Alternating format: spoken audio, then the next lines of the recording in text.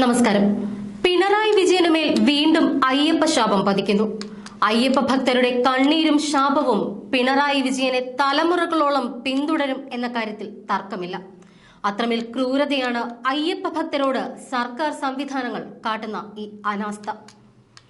ഇരുമുടിയുമേന്തി വ്രതശുദ്ധിയോടെ അയ്യനെ കാണാനെത്തുന്നവർ ചോര പൊടിഞ്ഞ ശരീരവും ഹൃദയവുമായി മടങ്ങുന്ന കാഴ്ച കണ്ണ് നനയിക്കുന്നതാണ്. ദർശനം കിട്ടാതെ പന്തളത്ത് നെയ്യഭിഷേകം നടത്തി മാലയൂരി മടങ്ങുന്ന അയ്യപ്പ ഭക്തരുടെ കണ്ണുനീര് പിണറായി സർക്കാരിന്റെ കസേര ഇളക്കുമെന്ന കാര്യത്തിൽ തർക്കമില്ല. ഇതിന്റെ ശാപം സ്വന്തം കുടുംബത്തെ ബാധിക്കാതിരിക്കാൻ ദൈവങ്ങളെ തന്നെ കൂട്ടുപിടിച്ചിരിക്കുകയാണ് പിണറായിയുടെ സഹധർമ്മിണി. ക്ലിഫ് ഹൌസിൽ രഹസ്യമായി പൂജയും വഴിപാടുകളുമൊക്കെ നടത്താനുള്ള തയ്യാറെടുപ്പുകൾ ഉണ്ട് എന്നും സൂചനകൾ പുറത്തു വരുന്നുണ്ട്. അയ്യപ്പ ഭക്തരുടെ കണ്ണുനീർ ഈ മണ്ണിലും സന്നിധാനത്തും വീണിട്ടുള്ളത് ഇതാദ്യമായിട്ടല്ല.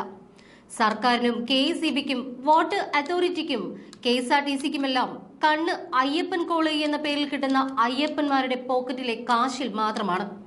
അപ്പോൾ ഇത്തരം പരാതികൾ ഉണ്ടാകുന്നതിൽ പരിഭവം പറഞ്ഞിട്ട് കാര്യമില്ല. ഇത്തവണ 18ാം പടിയുമായി ബന്ധപ്പെട്ടുകൊണ്ടാണ് പരാതികൾ ഉയർന്നു വരുന്നത്. 18ാം പടി ദിവ്യമാണ്. ആദ്യത്തെ 5 പടികൾ ഇന്ദ്രിയ അനുഭവങ്ങളുടെയും പിന്നീടുള്ള 8 പടികൾ 8 രാഗങ്ങളെയും അടുത്തവ 3 ഗുണങ്ങളെയും 17ാം പടി അവിദ്യയെയും 18ാം പടി വിദ്യയെയും സൂചിപ്പിക്കുന്നു. പൊന്നമ്പലമേട്, ഗൗഡൻമല, നാഗമല, സുന്ദരമല, ചുറ്റമ്പലമല, ഖൽക്കിമല, മാതങ്കമല, മയിലാടുപേട്ട, ശ്രീപാദമല, ദേവർമല, നിലയ്ക്കൽമല, തലപ്പാറമല, നീലിമല, കരിമല, പുതുശ്ശേരിമല, കാളകെട്ടിമല, ഇഞ്ചിപ്പാറമല, ശബരിമല എന്നിങ്ങനെ 18 മലകളാണ് 18ാം പടിയെ സൂചിപ്പിക്കുന്നത്. ശബരിമലയിൽ ഇപ്പോൾ അനുഭവപ്പെടുന്ന തിക്കിനും തിരക്കിനും പ്രധാന കാരണം സർക്കാരിന്റെ കെടുകാര്യസ്ഥതയാണ് എന്ന് NSS general secretary G Sukumaran Nair ഉൾപ്പെടെയുള്ളവർ പ്രതികരിക്കുന്നു. ഇപ്പോഴുള്ള അത്രയും ആളുകൾ ഒരു ബുദ്ധിമുട്ടും കൂടാതെ മുൻപും ദർശനം നടത്തിയ ചരിത്രമുണ്ട്. അന്നെങ്ങും അനുഭവപ്പെടാത്ത ബുദ്ധിമുട്ടുകൾ ഇന്ന് ഉണ്ടാകാനുള്ള കാരണം പരിചയസമ്പന്നരായ ഉദ്യോഗസ്ഥരുടെ അഭാവമാണ് എന്നും NSS general secretary G Sukumaran Nair പറഞ്ഞു. 1 മിനിറ്റിൽ 90 പേരോളം 18ാം പടി കയറിയിരുന്ന സ്ഥാനത്ത് ഇപ്പോൾ 5060 പേർക്ക് മാത്രമേ കയറാൻ സാധിക്കുന്നുള്ളൂ. അതിന് വരുന്ന താമസമാണ് തിക്കിനും തിരക്കിനും പ്രധാന കാരണം. 18ാം പടിയിൽ ആളുകളെ കയറ്റിവിടാൻ പരിചയസമ്പന്നരായ പോലീസ് ഉദ്യോഗസ്ഥരെ നിയമിച്ചാലേ ശബരിമലയിലെ തിരക്ക് നിയന്ത്രിക്കാൻ നമുക്ക് കഴിയും. പക്ഷേ പോലീസിന്റെ ശ്രദ്ധ നവകേരള സദസ്സിലാണ്. അയ്യപ്പ ഭക്തരുടെ വാഹനങ്ങൾക്ക് നിലയ്ക്കൽ വരെ മാത്രമേ പ്രവേശന അനുമതിയുള്ളൂ. അവിടെ നിന്ന് KSRTC ബസ്സിലാണ് പമ്പയിൽ എത്തേണ്ടി വരുന്നത്. അമിത ചാർജ് വാങ്ങി ഭക്തജനങ്ങളെ കുത്തി നിറച്ചുകൊണ്ടാണ് ബസ്സുകൾ സർവീസ് നടത്തുന്നത്. KSRTC ബസ്സുകളുടെ അഭാവവും നിലയ്ക്കലിൽ തിരക്ക് വർദ്ധിക്കാൻ കാരണമാണ്. ചെറുവാഹനങ്ങൾക്ക് പമ്പയിൽ പാർക്ക് ചെയ്യാനുള്ള സൗകര്യം ഉണ്ടാക്കി കൊടുത്താൽ നിലയ്ക്കലിൽ ഉൾപ്പെടെ തിരക്ക് ഒഴിവാക്കാൻ സാധിക്കും.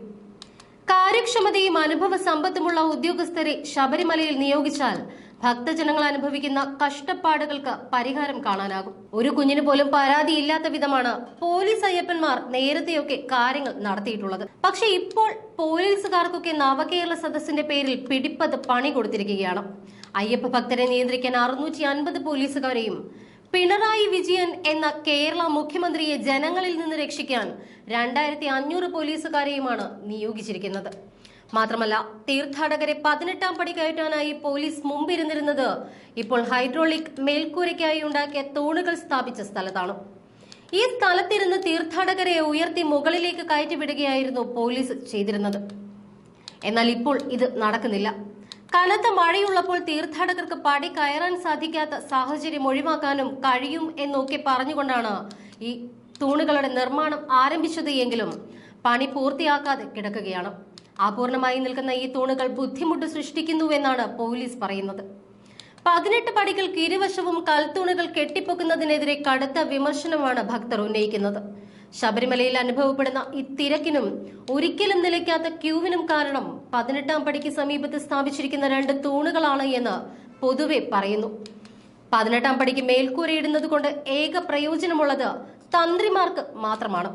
18ാം പടിയുടെ മുകളിൽ ഹൈഡ്രോളിക് മേൽക്കൂര സ്ഥാപിക്കുന്നതിനു വേണ്ടി ഇരുവശത്തും 4 തൂണുകൾ വീതം 8 തൂണുകളാണ് നിർമ്മിച്ചത്. ഈ തൂണുകളിൽ ആദ്യത്തെ 2 ഏകദേശം 18ാം പടിയുടെ മധ്യത്തിൽ നിന്നുമാണ് തുടങ്ങുന്നത്. ബാക്കിയുള്ളവ വലിയ നടപ്പന്തലിലെ ബാരിക്കേഡ് തുറക്കുന്നിടത്തു നിന്നും 18ാം പടി വരെയും നീളുന്നു. 18ാം പടിയുടെ ഏകദേശം മധ്യഭാഗത്തായുള്ള തൂണ് വന്നിരിക്കുന്നിടത്തിരുന്നാണ് പോലീസുകാർ തീർത്ഥാടകരെ പടി കയറ്റി വിട്ടിരുന്നത്. ആ സമയത്ത് തീർത്ഥാടകർ വേഗത്തിൽ കയറിപ്പോകുകയും ചെയ്തിരുന്നു. എന്നാൽ ഇപ്പോൾ പോലീസിന് അവിടെ നിലയുറപ്പിക്കാൻ സാധിക്കുന്നില്ല. പകരം അവർ പടിയിൽ ഇറങ്ങി നിൽക്കുകയാണ്. സ്വതവേ വീതി കുറവായ 18ാം പടിയിൽ പോലീസുകാർ കൂടി നിൽക്കുന്നതോടെ കയറിപ്പോകുന്നവർ ഞെരുങ്ങുകയാണ്. ശബരിമലയിൽ ആചാരങ്ങൾ അനുസരിച്ച് 18ാം പടിയുടെ വീതി വർദ്ധിപ്പിക്കാൻ കഴിയില്ല. 18ാം പടിക്ക് താഴെയുള്ള തിരക്കിന് കാരണം ഈ തൂണുകളാണ് എന്ന വാദം ശരിവെക്കുന്ന റിപ്പോർട്ടുകളാണ് രഹസ്യാന്വേഷണ വിഭാഗങ്ങളും നൽകുന്നത്. ശബരിമലയിലെ സ്ത്രീധർമ്മശാസ്ത്ര ക്ഷേത്രത്തിൽ ധർമ്മശാലകളാണ് വേണ്ടത്. പക്ഷെ നിരവധി സന്നദ്ധ സംഘടനകൾ ഭക്ഷണവും കുടിവെള്ളവും വിതരണം ചെയ്തിരുന്നത് സർക്കാർ നിർത്തലാക്കി. പകരം ശബരിമലയെ ടൂറിസം കേന്ദ്രമാക്കി മാറ്റാനാണ് സർക്കാരിന്റെ നീക്കം. ഒരു തീർത്ഥാടന കാലയളവിൽ സംസ്ഥാന സർക്കാരിന് 10,000 കോടിയോളം രൂപയുടെ നികുതി വരുമാനം ഉണ്ടാകുമെന്നാണ് ഏകദേശ കണക്ക്.